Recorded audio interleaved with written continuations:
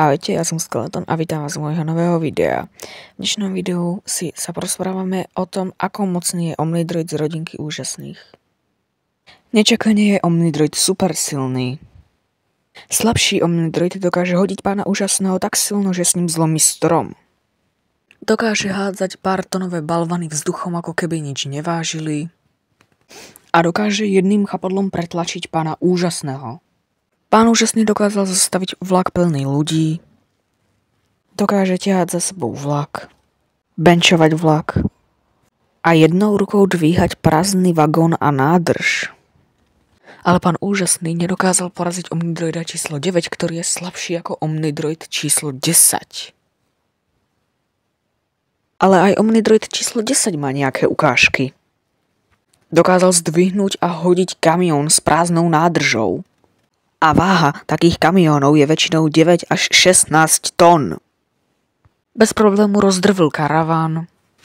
A na rozdrvenie auta je potreba vyvinúť silu viac ako 150 tón. A dokázal zničiť silové pole Violet. Jej silové polia sú neprestrelné.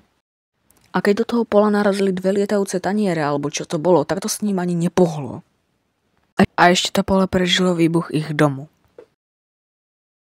Odolnosťou je na tom Omnidroid tiež veľmi dobre. Bez známky poškodenia prežil úder od pána úžasného, ktorý ho poslal letieť vzduchom. Slabší model prežil, keď sa doslova vykúpal v láve a jediné, čo sa mu stalo, bolo to, že bol na chvíľu oranžový, ale inak nič. Bez známky poškodenia prežil náraz do budovy.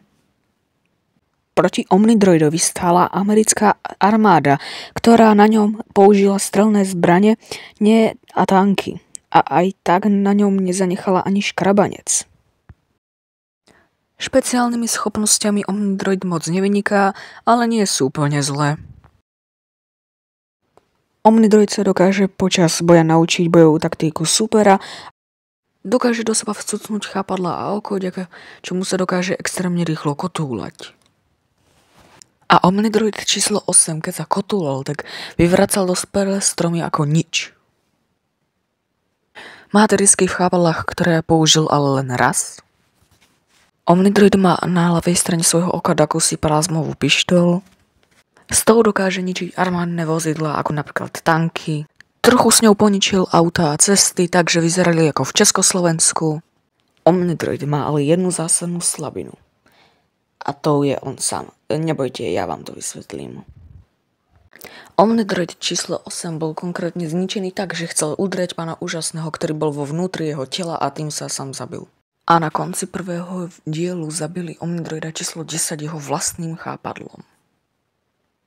Tak a to by bolo všetko pre tohoto neporaziteľného robota. By the way, jediný dôvod, prečo toto video vôbec robím, je ten, že Omnidroid je znova populárny. No, takže a teraz Mopík, poď sem.